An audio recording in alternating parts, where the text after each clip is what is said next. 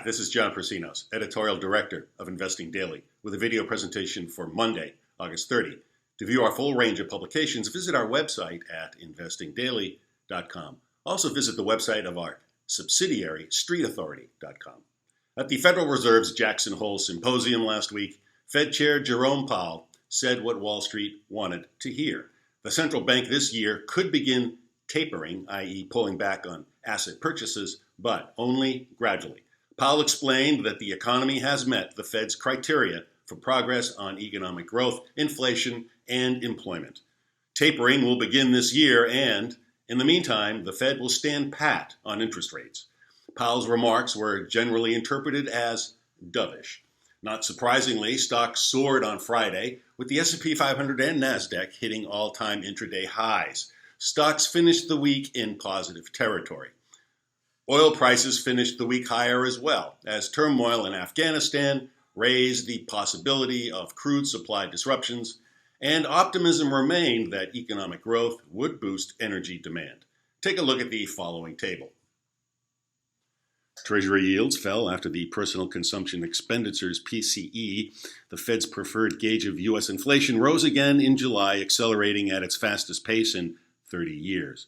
The Bureau of Economic Analysis reported Friday that the core July PCE price index climbed 3.6% on a year-over-year basis, pulling back from its highs posted in June, and 0.3% month-over-month. The numbers were roughly in line with consensus estimates. The headline PCE index was up 0.4% on the month and 4.2% on the year, the highest since 1990. Personal income rose by a stronger than expected 1.1%, while personal spending rose 0.3%. Powell has consistently signaled the Fed's willingness to do what it takes to keep the economy and stock market afloat. The Fed's purchases of bonds have expanded its balance sheet from roughly $4 trillion before the pandemic to $8.3 trillion today. Take a look at my second graphic. To borrow a slogan from the first President Bush, we witnessed a, quote, kinder, gentler Powell in Jackson Hole. Powell underscored that tapering would come in advance of any hike in short-term interest rates.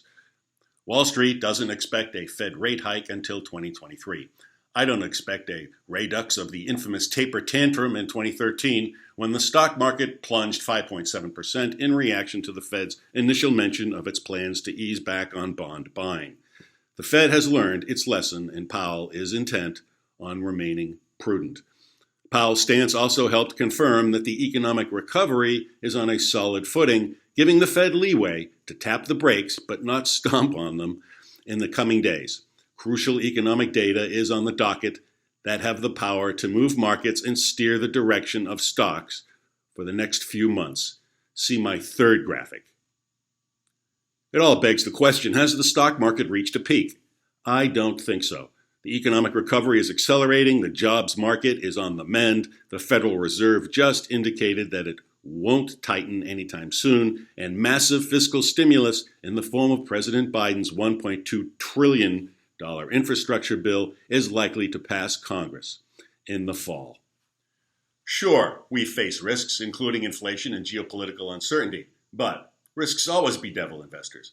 Don't leave money on the table by turning your back on growth. In fact, we've just pinpointed a growth stock that belongs in any portfolio.